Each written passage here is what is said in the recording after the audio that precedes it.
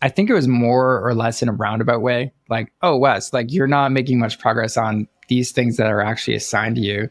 I was just focusing on helping the other team, which is like launching the freemium product. I was like, this is so cool. This is like way better than the old thing. And like, sure, I can spend, another 100 grand on white papers and guides, but like this could have way more potential than the alternative.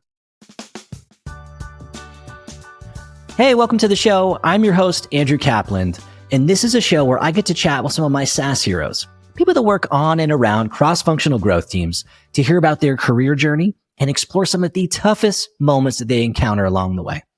My guest today is Wes Bush. You probably know and love Wes. He is the founder and CEO of ProductLed.com and has become one of the world's leading experts on product-led growth. He's the best-selling author of the book, How to Build a Product That Sells Itself, and is publishing a second book titled How to Build a $1 Million Product-Led Business Without a Sales Team, which is due out in fall of 2024. My conversation with Wes touched on a ton of different topics, from getting fired from Vidyard, how he prepares for tough conversations, what gives Wes anxiety and how he manages it, and how he's thinking about scaling ProductLed.com. Our conversation was fun and high energy. Wes is great to talk to. He's super positive. You're going to love this episode. Let's go ahead and jump right in. Where I thought we could start is you were starting to chat about this a little bit kind of before we clicked record. Tell me a little bit about the book. I've been seeing on LinkedIn that you're writing a book. Yeah. I know it's coming out sometime in the fall. How is it coming? And for those who aren't familiar with what you're working on, maybe you can give us the quick 1-minute overview on kind of what it is and who it's for. Yeah, absolutely. So this is like dedicated to SaaS founders that are looking to build and scale their product-led business. And so this is the product-led playbook. And so what I'm trying to create here is a system that just makes it a lot easier to get started with your go-to-market motion and actually scale it up to not just like 6 figures, 7 figures, 8 figures and beyond, and just build that backbone of your business. And so it's essentially an operating system you can build into your business and just you use it every single day. And so why I wanted to do that is just because I realized, you know what, it was kind of funny. I'm sure you noticed this too in the PLG space. There's a ton of companies getting like ton of funding initially, and they're all like, yeah, we're pro PLG. And then like, I'd always talk to them and be like, oh, okay. So who's your like ideal customer? They're like, enterprise. It's like every one of them just was like enterprise. I was like, I don't get it. Like who's actually serving like the small guys, the ones who are just trying to figure out how to make PLG work. And so I realized there's this huge like gap in the market between like, yeah, we want to like make this huge leap of faith into like, let's do PLG as a company, but then nobody was really there to make it easy. So yeah, I'm hoping this helps a lot of people. And so still on schedule to come out this fall? Yeah, I'm writing every day lots. By the time this is out, yes, it should be done. Well, this is probably coming out in September. So you want to put that deadline on yourself? Yeah, I would say go to the URL, productledplaybook.com. And either way, you'll get the first 3 chapters for free, or you might see you can actually purchase it. Ooh, I like it. All right, cool. So we just plugged the URL. I'll put it in the show notes for us. I'm excited to have you on to learn a little bit more about the journey, right? Sure. So you are known as like the product-led growth guy, the face of productled.com, one of the leaders in the product-led space. I want to go back in time a little bit. Can you share us a little bit more about where you grew up and what your childhood was like? Yeah. So I grew up in this city called Hamilton, Ontario. It's in Canada. And for those who aren't familiar with Canada, it's like really close to Toronto. So I usually say I'm from Toronto if you're not from Canada. So that's my white lie. And then life growing up, let's see. I was always hanging out in the woods, like doing things with bike rides, making ramps, jumps, all that stuff.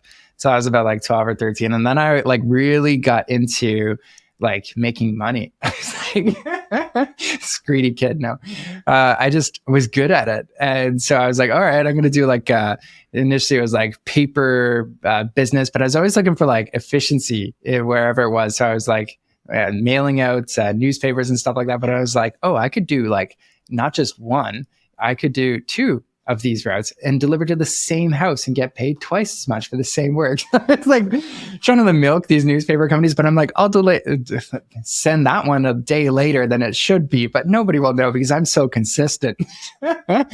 So I was doing my little thing there, and then I had my own little lawn mowing business, and then I just kept busy. Like I am always busy. I guess I never found out how to chill.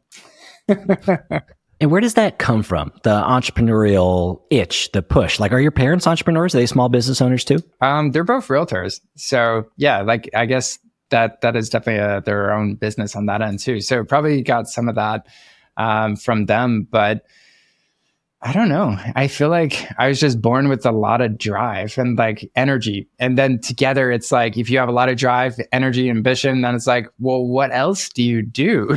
And also being very independent, it's like, I think that combo is just conducive to, you should probably go it on your own, which when we get to my other start, like first job and stuff like that, it'll make more sense. But yeah, that's for right now on the childhood front, how I frame it. And how would your friends in high school have described you at that time? I guess they would describe me as very good at video games. Yeah. Whenever playing sports and stuff like that, I have one mode, I go all out. And there isn't really a whole lot of like in between, like, oh yeah, Wes just half-asses this or something. It's like he's either really into it or he's just not. So I think that's me.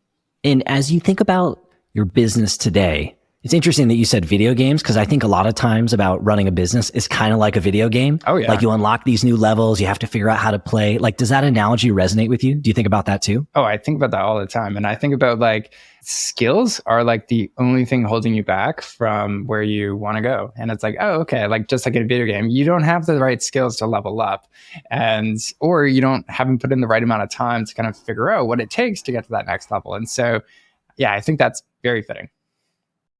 And so how do you get from a kid with a paper route and a lawn mowing business into the tech world? Like, tell me about the first couple steps. Yeah. Oh man. So I remember I was like in university, that's like first, second year, like I was still doing lifeguarding at that time. And I just remember like second year coming home from university, and I was working this lifeguarding job, and I like, just watching people swim laps is really exhilarating. I was just like, I had one of those epiphanies where like, I don't want to do this. This feels like I'm wasting my time. And it's just like, I need to use my brain. Like I got to do something. And so luckily at that time, I kind of asked my parents, I was like, hey, like, could I help you out on your business side of things? And so I was like, oh yeah, sure. Actually, we could get you to do like some basic stuff. Like here's Google Ads. This is what we're doing. And that kind of like opened up a little bit more into like the digital marketing world. I was like, oh, okay, cool. I'm actually handy here, could help out. And then I started researching a lot about like inbound marketing at that time. So I was just pumping it. It was like everywhere. And I was like, oh yeah, this is the future. And I remember coming back from like that second year going into third year university. I was already like hooked. I was like, I already know what I want to do. It's this thing, like inbound marketing, digital marketing. And that's what I would do. And back to the kid thing, I was obsessive with it. I was like, I got good at it pretty quickly. And that was what I was, gunning for. That's cool. And at that time, did most of your marketing research and education, did that happen outside of university? Like you mentioned, HubSpot was one of the places where you went to learn. Like I remember being in school and there was one online marketing class, and there was just one. There was like 8 classes about the 4 Ps or whatever. Was that your experience as well? Or did you have other places where you learned from? Yeah. I'm trying to think of like, there was definitely like other blogs and stuff like that where I was like, like Moz was really big at that time too with Rand Fishkin. He's awesome. And so like, I would just study some of these other people and be like, oh, okay, what are they doing? Could I test it? And at that time I just had full rank to test anything at my parents' kind of real estate company. I was like, okay, cool. Let's try this on the WordPress blog. Let's try this. Let's optimize that. And so there wasn't a whole lot of supervision. In other words. And so I was like, oh, I took down the site. My bad. Little things like that. But you learn quick. And so then I also had like a couple like mini side businesses where I was like, oh, okay, let's try this out. and, set up all the profiles, try the social media marketing game and stuff like that too. So yeah, I just like, it's a mixture. You trial by error and learn that way. And then how did you end up? I know you were at Vidyard before you ended up starting your own gig. How did you end up there? Yeah. So I was actually working at this other company before that called Exonify. I was straight out of school. And so that one was like a gamification B2B SaaS company. And so that one was really interesting. Like it was more enterprise sales led. But at that time, I remember leaving Exonify and I was like, you know what? I love the people, loved the place. It was really great place to grow, great leadership, all that stuff. But you know what really matters if you're a marketer?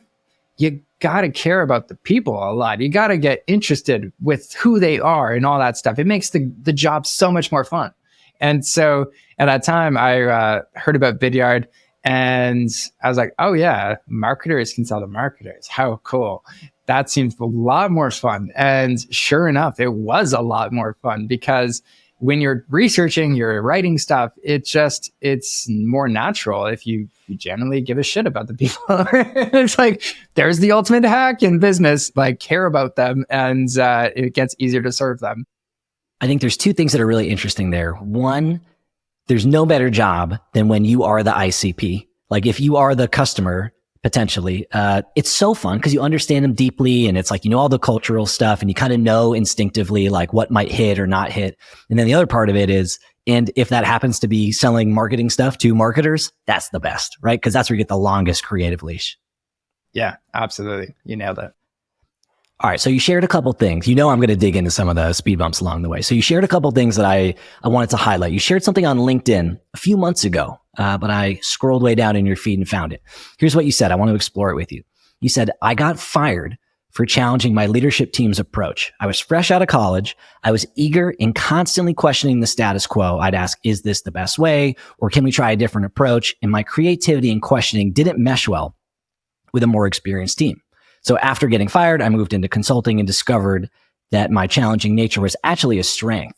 So I just wanted to hear a little bit more if you could elaborate on what was going on at this time, if you knew you were questioning day to day, how it felt, if somebody pulled you aside to give you feedback, or if you just kind of felt it. Tell us more about that quote and where it came from. Yeah, no, absolutely. So when I was working at Vidyard, that's where I got fired on that end too. But that was interesting because I was hired for like demand generation, digital marketing. But what I was doing at the end part was all this freemium stuff with their new product. And so I probably wasn't even just doing my job right. So whoever knows what the full reason is, I do not. This is just reading between the lines on what that is. And I will give like a little disclaimer. I'm like, I honestly love the team at Vidyard. There's no resentment. I learned so much from this.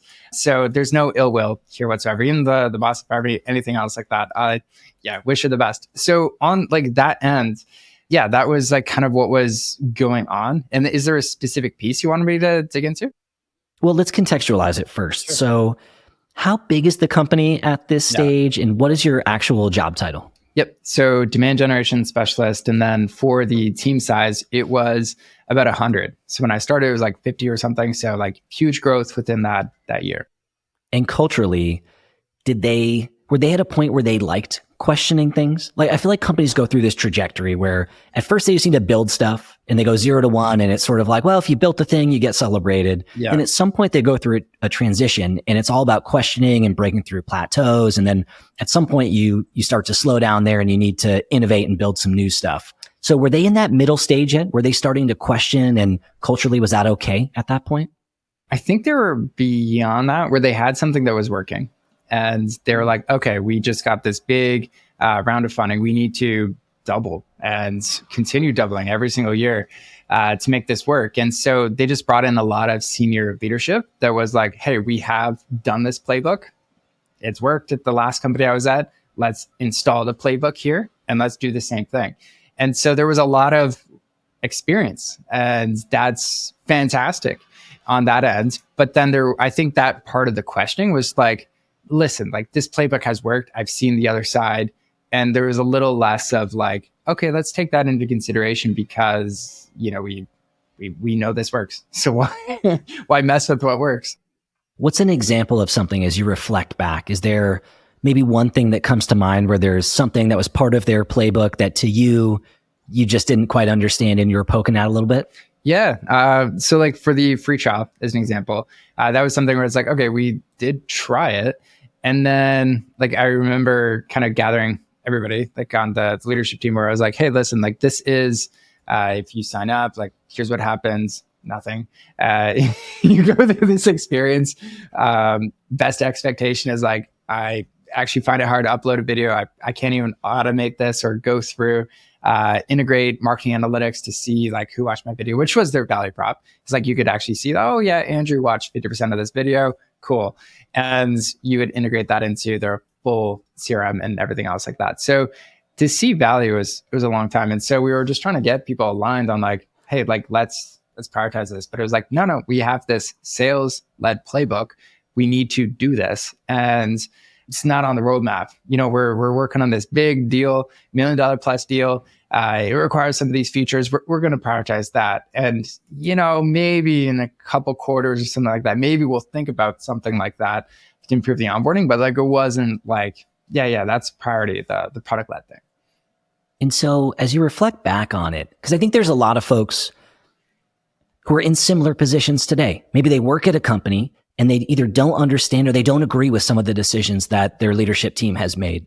And sometimes they're right and sometimes they're not right. It kind of doesn't matter. But what I'm curious about is if you could go back in time or as you reflect back on it, was it the way that you questioned things? Like, did you question it in the right way? Or was it just the company culture just wasn't open to that type of questioning and that type of ideation outside of what's already been put on the roadmap? Totally. Yeah. I think like with any of these things too, like there is a proper way to do it where it's like, okay, not like confrontational, like this piece of crap needs to be up. No, it never was like that. It was like, okay, like this is like a big opportunity. But I think where I probably lacked a bit of experience just by my age and stuff like that and experience level at that time was just, let's bring in the business context. Like, okay, yeah, that $1 million contract is nice. That's cute. But you know, you're sitting on a $10 million plus opportunity per year with this other opportunity. And so I know it's not on the roadmap, but let's have more of that conversation about how this might be a bigger thing than you think it is. And so that's how I would change some of those things is just bring it back to like the first principles. Okay. And are we aligned on how are we going to get to the big goal of what that business is trying to do? Double that specific year. What's the fast path there? And I think they just saw a faster path for the sales side of things, given that they had already hired everybody to do that playbook, which makes sense because that's why the VCs gave them the money. They're like, run the playbook. Took me like 10 years to learn how to make a proper business case. That's kind of what I'm hearing you describe here is that the right way to do it is to tie your idea to a business case. There's like a formal procedure for submitting that and there's a right timing to submit those types of things. That's kind of what I'm hearing you say a little bit. Yeah, definitely. And so young Wes, sharing some ideas, poking the bear a little bit. Did someone ever pull you aside and say, hey, we don't like this. Stop. This isn't helpful? I guess. So I think it was more or less in a roundabout way. Like, oh, Wes, like you're not making much progress on these things that are actually assigned to you. I was just focusing on helping the other team, which was like launching the freemium product. I was like, this is so cool. This is like way better than the old thing. And like, sure, I can spend, you know, another $100,000 on white papers and guides, but like this could have way more potential than the alternative. So back to that obsessive thing, that's one of my downsides too, is like, if I find something really interesting, I'm not that interested in like the other approach. So that's on me. And so you get fired. Did they talk about this when you get fired or just you're reflecting back and you're saying, this is why I got fired? But did someone actually say, hey, we're going to move on and let you go? It was still like good terms-ish. Like there was no like violent, oh yeah, like we got to like kick him out or anything like that. But I think it's just like they probably thought, okay, we can move a bit faster if there's a little less resistance on like some of these new ideas on this end, because it was like, hey, like how does this free thing work and all that stuff? We could definitely integrate that a bit faster on that end. So that's one of those things you just don't know. A lot of times at the end, you can ask as much as you can. They can share whatever they want. But the end reason is always, well, not always, but sometimes unknown. Yeah. And how did it feel when that happened? right? So as we reflect back on it now, it ends up being a launch pad to you becoming the version that I've gotten to know. But in the moment, what went through your mind? Yeah, I think it just sucks because it was like, that was my, I guess a bit of the identity, like was like, I was really into the work side. I was actually working really hard, a lot harder than I probably thought I was, given that I was spending all the extra hours on the free product versus what they wanted me to do. And so that felt like, oh, you clearly they don't get it on some things. But then also I was like, okay, how did I create this experience? So yeah, I felt like definitely hurt a little bit on that end where you're like those feelings of, yeah, like it's a close team, good folks there on all those things too. So yeah, that's how my, I guess overall, like right away, that kind of felt on that end. It wasn't like, you hear the stories of like, oh yeah, this is the best thing that happened, all this in hindsight. But then in the time being, you're like, oh, like what's next? And like, it wasn't obvious what the next step was. It wasn't like immediately said, oh yeah, let's do a business. It just turned out that's what I did. I hate it when people say stuff like, oh, this is going to be a blessing when you reflect back on it, because in the moment, it's so painful and you're so confused and lost. Totally. And that's why I was curious how it felt. Oh, yeah, definitely. And so obviously a low point, getting let go, especially from a job that you're passionate about, that you're working hard at, that's a big part of your identity. Is that the only major low point for you in your journey? No. Like there's a lot of others, but I would say that's the most memorable one, like career-wise. Because I think like as a business owner, it's like you have lots of highs, you have lots of lows. But I think after I was talking to another business owner, like first 3 years, and I'm like, yeah, the biggest difference between like 1 to 3 years and 3 to 8, it's like you chug along a lot easier. Like the higher highs are not as high and the low lows are not as low. You just kind of get a little more mellowed on that level. So that's why I think like the very first one, like it's more memorable for sure. That's so funny. So I recently, for context, I just passed 3 years. It was 3 years in June from when I went out on my own. And you articulated it really well, but that's one of the feelings that I've had is I just came back from parental leave. I had an amazing month of May right before I left. I had an amazing month of July right when I came back. I'm not even worried about it. It's like I'm not taking a distribution from the business. I'm just letting it ride. Yeah. I know when times are good, they're probably followed by some tougher times. I just try to stay even keel. So that's cool to hear you reflect back and say that's One of the major differences. I feel like I'm doing it out of survival, just so I don't have so many ups and downs. Yeah. I mean, you develop it because you're like, it's a coping mechanism at the day. It's like entrepreneurs handle a lot more stress than like an employee where you just have that expectation of like one paycheck. But there's pros and cons to that too. Yeah. So I'm curious to know, so you shared a little bit about some feedback that you received, obviously, as you get let go. What about on the other side? Has there ever been a time where you've had to be on the delivery side of some tough feedback? Definitely. I'm just trying to think about, like, for instance, ever since getting let go, like I haven't necessarily worked with anybody other than clients anymore. So it's like that feedback, whether it comes through employees or team members and stuff like that too, like that's harder. Have you ever had to fire a client? Yeah, definitely. But like, that's not like something where I'm like, oh yeah, I'm like fretting about that. Like that's crazy. It's usually once you do that, whether it's firing a client or firing a team member, usually at the end, if you've made the right decision, it feels good. And it seems bad, but it's like, yes, that person you fired probably should have found a better opportunity somewhere else. Like they're meant to do something better. It just wasn't the right environment where you were. Like back to Vidyard, it's like, I'm so glad I got fired because it wasn't the right environment for me to succeed in. I thrive in much different environment. And now I can kind of craft that environment. And so I think it all comes down to that. Like there's a client, hey, there's a better consultant out there for you and that can help you better. And there's different problems that maybe it's like, I'm not the best at solving for you. And there's nothing wrong in that regard. What would be a context where it would make sense for you to fire a client? You don't have to say the name of it. I don't want to put anybody on blast or put you in a tough position, but what would be the types of situations where you would make a decision like that?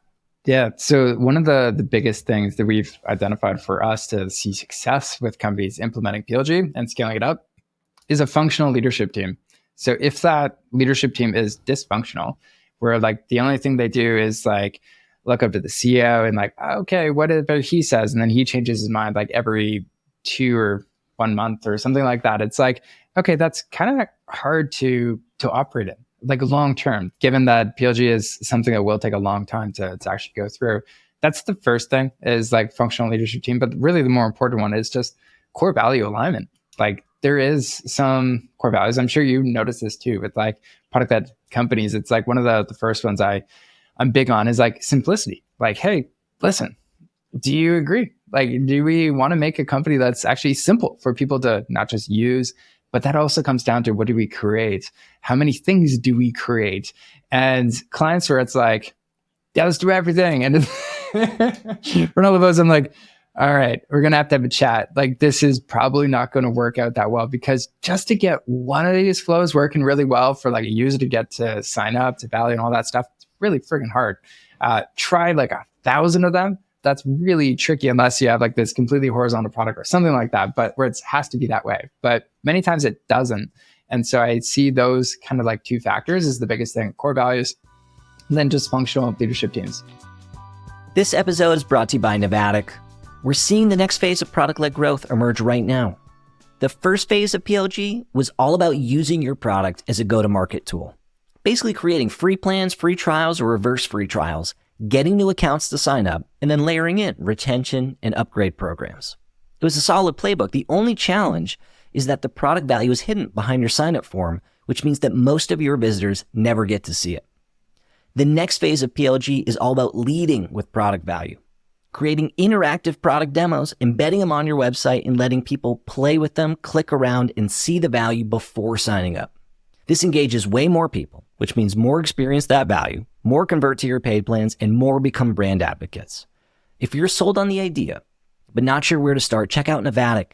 Their no-code editor makes it easy to create interactive demos, and they're offering a free trial exclusively for delivering value listeners. Go to novatic.com/value and sign up for a free trial and see for yourself. This episode is presented by AppQs. If you work in product-led growth, you know how important activating and engaging new accounts is.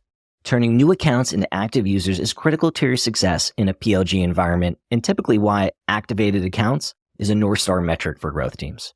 It's why my team spent years focused on improving our new user onboarding experience during my time at Wistia and at Postscript. And that's why I'm so excited that AppQs is sponsoring the show. They're just as passionate about helping product-led companies fix their onboarding and their retention as I am. They're the leading product onboarding and adoption platform for web and mobile apps, and they've helped over 1,500 SaaS orgs create exceptional onboarding experiences that convert new users into power users and brand advocates. So if you're looking for help activating more new accounts, head to appqs.com/value. They have a free new user onboarding audit, which is done by Ramli John. He literally wrote the book on new user onboarding, and he's a close personal friend of mine. For help, head to appqs.com/value. It's interesting you say core values. When I first got started, I had to part ways with a client because of core value differences. Specifically, they thought it was really important for me to like be in their company Slack, and they sort of weren't respecting the boundaries of our contract, even though in my contract, I specifically said, I'm not going to be in your Slack. This is the way to communicate with me. These are the boundaries of our contracts. They're here to protect us both, but they just kept pushing those. And they didn't respect my holding those boundaries. And eventually I had to make a really tough decision and part ways with them. Have you ever had to do something like that on the core value side, where the way that you like to work and communicate and the culture that you like to work with other folks with is just misaligned? I'm trying to think of like a recent example. There hasn't been anything recently because I think like I try and just set expectations as really clear. Like, hey, listen, this is even from the very first conversation, this is how I operate. If you want to work together, and just being vanilla with it. And then I find the more like, I guess the better clients I work with, the less that ever happens because we all have a mutual respect of like, hey, this is the value of the time. This is what the engagement looks like. This is how we're going to communicate stuff. Where I find it doesn't is like usually working with like earlier stage companies where it's like, I don't know if we're that clear on like what, what were the expectations. And so I think it just comes back to expectations on that end. And luckily, knock on wood, Andrew, it hasn't happened in a while. So hoping we can keep that. I hope so too for you. And I hope for myself as well, right? So setting expectations, something that I'm learning as I go. When you have to have difficult conversations, whether it's with clients, whether it's with team members or contractors, is that something that you wake up in the morning thinking about? Like, do you rehearse those types of conversations, or are you a little bit more free flowing? I think for like really hard ones, I would probably write down like some bullet points and stuff like that. Like I'll think of an example like where I had to let go somebody who was like great fit, great core values, but it was just like, hey, the business doesn't need this capability anymore. Like everything's great, but I want to make sure like he leaves getting fired as like I am like my head's held high, like this is a great thing. There's better opportunities out there. So like for those ones where it's like, okay, I got to get this right because this is a big impact moment, then absolutely, like I will prepare for that. But then in the day of, or like when you're going through it, yeah, it is free flowing. It's just like sometimes, okay, yeah, I got like 3 out of 4. Great. That's good enough. And what advice would you give someone who's maybe junior you? They're in a position, they're working with someone, maybe it's an internal team, or maybe they're a solopreneur or a small business owner, and they've got to make a tough decision. What advice would you give them to help them do this for the first time? What would be the like tough decision? Just let's say just what you had shared, right? So they've got someone on the team, they like the person, they're doing a great job, they've got a growth mindset, they're taking on new things. They just realize that the person isn't the right fit for whatever reason. Maybe the business isn't growing enough. Maybe they're a specialist in a thing and the business has grown in a different direction. They no longer need that specialty. And now they need to make a tough decision. I think the biggest thing is you got to have the belief that you're actually holding them back. It's selfish to hold on to people.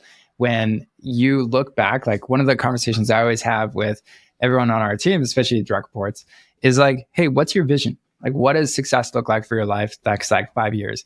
And if they don't know, I help them paint a picture of what that looks like. And so for some of these people, I knew all their big vision. Like for him, he wanted to be like really good product designer. It's like, and yet, you know what? You won't get that here. And it's not because I'm going to be sabotaging you or anything else like that. It's like, you just won't get the reps in and you won't get the practice. You won't be in the environment for that to be like become world class at this. If you want to be at the Olympics, it's like, you got to go practice with Olympians practice kind of deal. And so going back to that, it's like when you frame it as, hey, it's what's best for them, then you start to realize like, okay, I've been trying to hold on to them because I'm trying to usually avoid confrontation, but let's do the right thing. And that is usually parting ways because it's not easy. Yeah. And do you internalize someone else's feelings or emotions in that moment? I guess I try not to.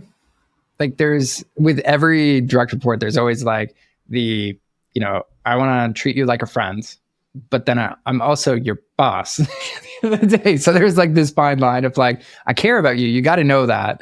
And then, but I also got like metrics to monitor and all these other things. And so trying to keep those separate is really hard. And I wouldn't say I've mastered it as well, because like there is some people who are like, okay, I'm more on the friend than the boss on some things. And so, yeah, I would say it's easier to internalize some of those things, but I don't think I hold on to it for a long time. It's like, okay, I felt that same pain, so I can be empathetic with them. And then I can also move on. And, the next day, okay, we got to come up with a new plan of attack for how we're going to fill that gap or whatever. Yeah. Having this experience, being on this side of this conversation, having a few reps at this yourself, do you try to keep a little bit more emotional distance between you and maybe a new team member compared to you of 10 years ago? Yeah, I definitely think that is one of the downsides is, just because like you can actually be a bit of a better boss.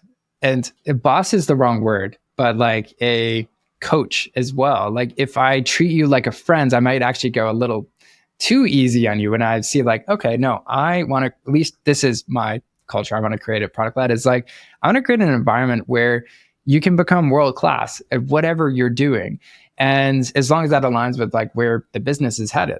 And so I want to coach people to become the best of what they can do. And sometimes that's actually a little uncomfortable. And that's where it's like, sometimes that friend is like, hey, listen, as long as you know I care about you and I can push you a little more than what you think. And on that end, they then look back a year later, they're like, holy shit, I was capable of so much more. And so I want to be that kind of coach where it's like I push everybody to their fullest. Now, some people, I mean, the pushing part, that sounds like it's a little like they're not internally motivated. That's not the case. It's just getting them to see the bigger picture of like, what are they capable of on some of those things. Yeah. I think the word push is okay. There are some times when you see things because of your vantage point that other people can't see. And so they might need a nudge in that direction or an attaboy once in a while to keep going or a vision of what could be possible. And as a side note, man, this is why I think just what you shared, I came to the same conclusion as a manager, like knew Andrew, the manager that got promoted from being an IC and now all of a sudden I'm managing my friends. I think this is why it's the new manager is like one of the worst jobs if you stay at an existing company and get a promotion, because now all of a sudden you have to totally change the way you interact with these same people. You have to put on your manager hat, a boss hat. Sometimes you have to push. Sometimes you might have to hold somebody accountable. And that's just not the way that peers communicate.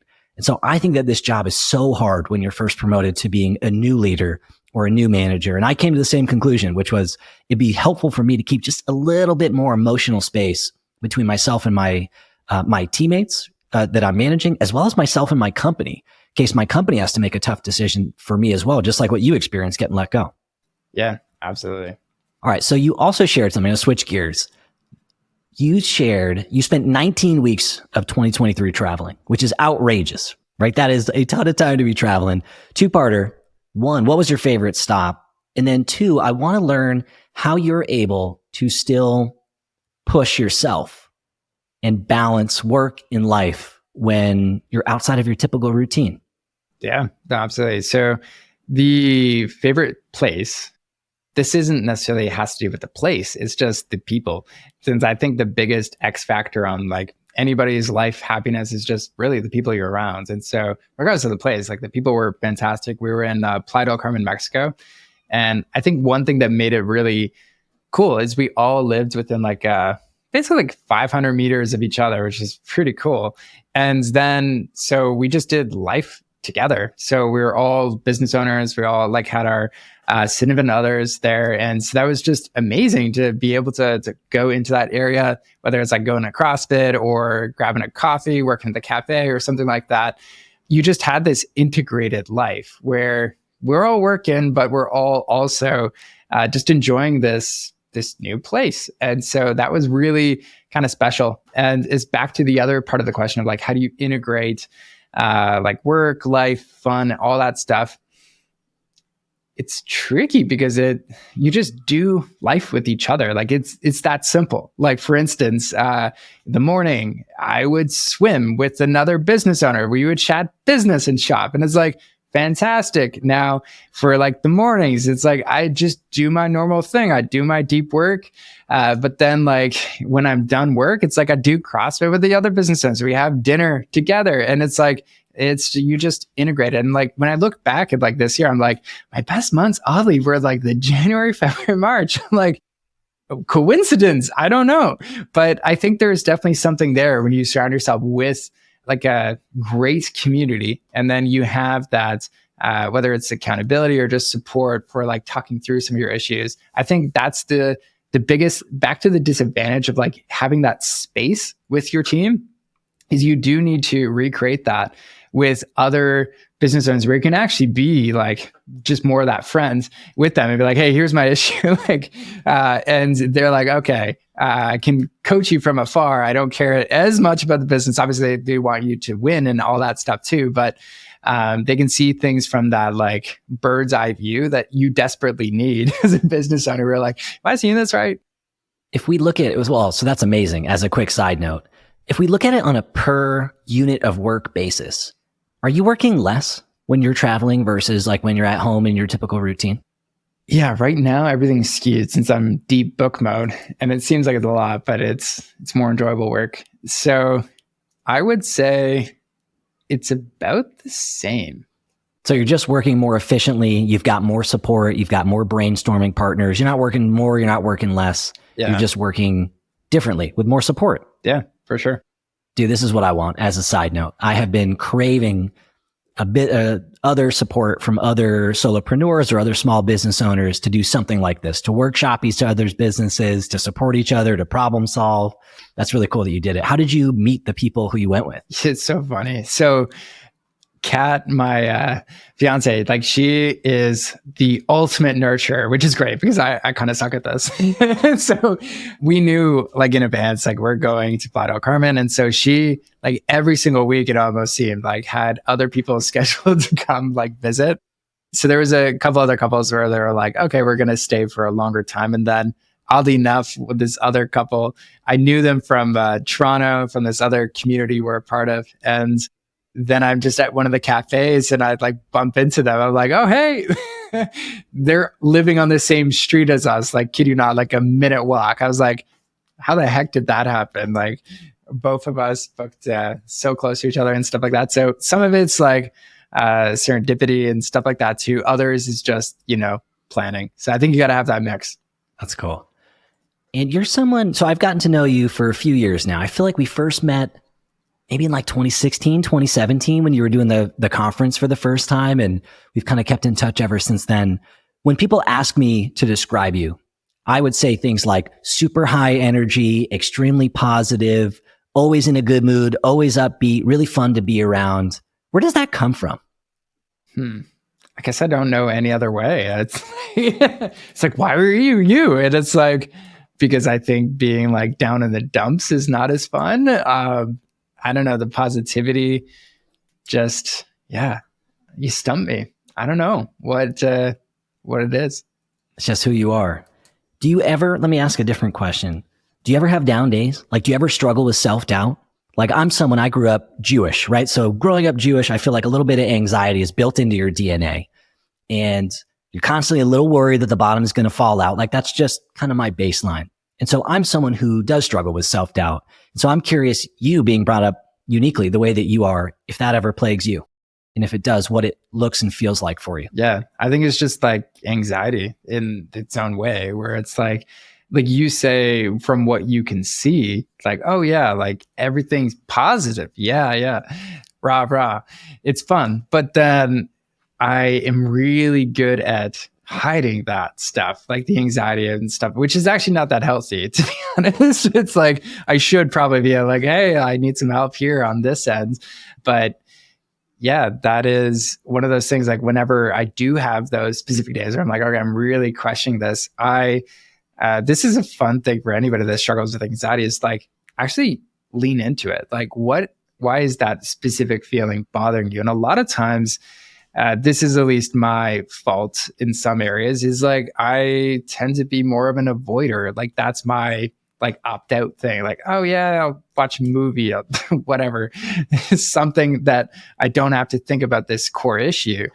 And what that really does is it just prolongs the anxiety. And so what I love doing, at least this works for me, is just journaling. So I have my Evernote. I'm like, okay, this is what's on my minds. Tim Ferriss calls it like the windshield wipers of the morning. I don't think it has to be in the morning. It could be any time of the day, but it's just really refreshing to be like, okay, this is what I'm thinking. Here's why it's happening. Like why, and kind of getting to the bottom of it. But sometimes I just don't think of doing that, and then it lasts longer. What's an example of something that would give you anxiety, or something where you would need to journal to kind of organize your thoughts about? Yeah. I mean, like taking big leaps in the business that are out of your comfort zone is like a big one. So an example of that could be something like when like we'll hire another coach and it's like, okay, like this is a bigger added expense on the payroll. It's like we might go negative on some months unless we get specific KPIs on the business. And so it's like, okay, we are in this, but then I ask myself, I'm like, now why am I doing this? And that's actually the like, positive, negative side of things is like, well, why? It's because one day there's going to be a product-led business, which has a lot of coaches that are doing amazing things. And Wes isn't a part of the picture. And Wes can actually coach the coaches. And that'll be a much different business, much different time involvement on that end too. But in the thick of it, it's kind of this like, am I doing the right thing? I don't know. And I'm just trying to figure it out. And then it's just like, okay, one activity I actually did yesterday with another business friend, which was amazing, which was like, imagine this failed. Why? Why did it fail? Like, tell me exactly like it happened. What were some of those biggest reasons? And I always think on the positive side, but like that was actually so enlightening because I was like, it's kind of these two things. And I was like, it's really just those two. And it's like, okay, now how can we mitigate that? And I think when you have that like mitigation plan, it just frees up a lot of that mental bandwidth because like, I know if X happens, Y is going to be the solution. And we're going to do that. And you might not even have that X problem because you mitigated it already. That's cool. I'm curious to know, how do you describe what you do to your family? Like when you go home and it's the holidays and they say, hey, what do you do for work again? How do you answer that? Yeah, it changes every time. But I always say, oh, like, have you ever signed up for like a free trial, like a freemium model or something like that? Then they're like, oh, yeah, like a Spotify, Netflix. Yes, just like that. Now, I help companies build those things, the free trial, freemium models. And then they'll use like, it's your own software. No. I coach them and I help them implement it. They're like, I'm confused. So probably not the best approach. What's yours? Not a short answer either. No, it's not. And then if I really don't care, it's just consultant. And they're like, what kind? SaaS. Yeah. And then you got to describe what it is and they have no idea. Totally. And I'm curious for you. You mentioned that you're writing right now. You're obviously a CEO of the business. You work in the business, I think, from time to time, probably doing some high ticket consulting as well. What type of work gives you the most satisfaction? Like, where do you feel like you're in your zone of genius? Writing. Easy. That is the highest leverage thing I do because the writing then turns into the program. The program, like, it's just the outcomes for everybody else. And so it has to be, for me at least. Like I don't know if you've ever taken this, there's this good book called Unique Ability by Dan Sullivan. And it kind of outlines like, what are the things you're actually good at? And I learn through like synthesizing things like pattern recognition, which is really weird. So I got to help a lot of people to understand like, oh yeah, that's the solution. But yeah, that's the highest leverage thing I can do. So you've got a pretty big platform at this point. I think ProductLed is pretty well established. You've got a pretty decent sized social following. You've got a successful podcast. Has this platform helped you get into the room with folks that you never imagined? Definitely. I think like it's helped on that end, but I wouldn't see that as the goal. Like, why do I do it? It's really simple. It's like, I like helping these people. This happens to be the best way I can do it. And so yeah, the getting rooms and getting more audiences, all that stuff is like, it's bonus. It's not the reason I'm here. Yeah, of course. And I didn't mean to imply that it is, more so that it seems like if you think about the video game, right? The deeper into the game you get, the more new, interesting people you get to encounter. And so I was wondering if you've gotten to be in the room, whether in person or virtually, with someone who you look up to, maybe one of your SaaS heroes or someone who you always hope to meet. And then all of a sudden you've kind of been afforded that opportunity. Who comes to mind? I mean, there's like I'm in the conference circuit and stuff like that. So you meet like everybody who is speaking at those things. So I don't think I've ever been like, oh yeah, like that's the person I would really want to. Like, I mean, there's like a couple CEOs where I'm like, you'd be really cool to meet, like, for instance, like Melanie from like Canva or something like that. I'm like, that's just such a cool PLG product. I would love to hear like the inside out of that story. But then for other ones, I'm like, you sometimes have that view of like, oh, to get to that level, they must be different. And then every time you meet them, you're like, no, they're just really normal, but they're smart at this one area. or like they did this one thing. It was great timing, all that stuff. And not to like put them down or anything, but it's like, you realize like we're all normal on that level. It's just, we have different areas that we specialize in, and you can learn a lot from people just having that, like they got one other thing that they're really good at, and that's humanizes them as well. Earlier in our conversation, you said that you can be obsessive at times. So what's something that you're obsessing about now? The book.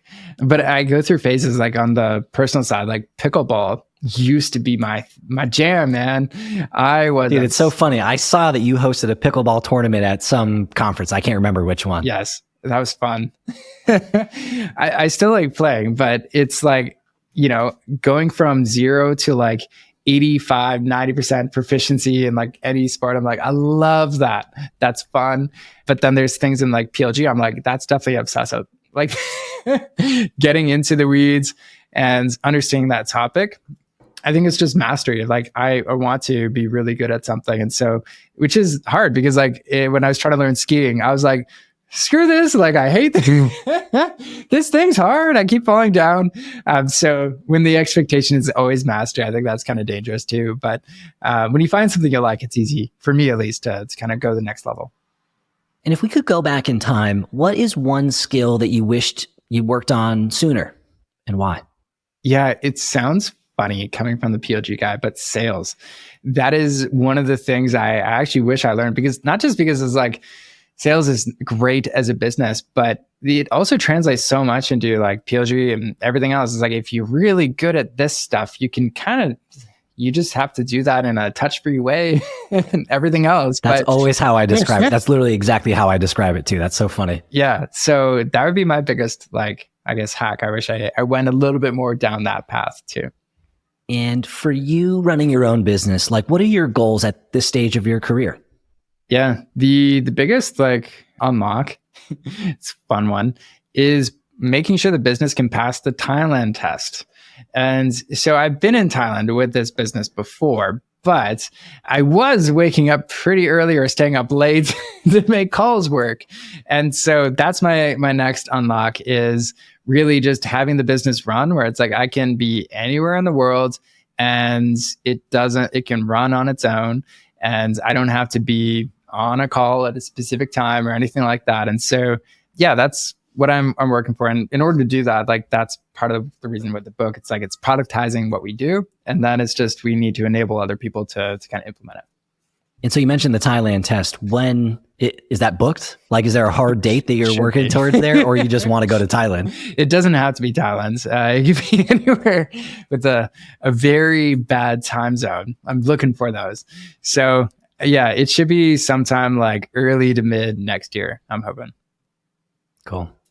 And if it fails, what are the reasons why it fails? I'll ask you that same question that you mentioned your friend asked you. Yeah, it really comes down to like, we don't iron out or figure out the best coach kind of enablement side of things. Like whether it's the coach incentives, whether it's coach training, like can they replicate the results? Can they, can we as a business consistently keep growing like a number of clients and kind of hand feed them to the coaches? And make sure that like retention, everything else is really solid. People are getting a ton of value. And so if we can't crack that, that's why it takes longer.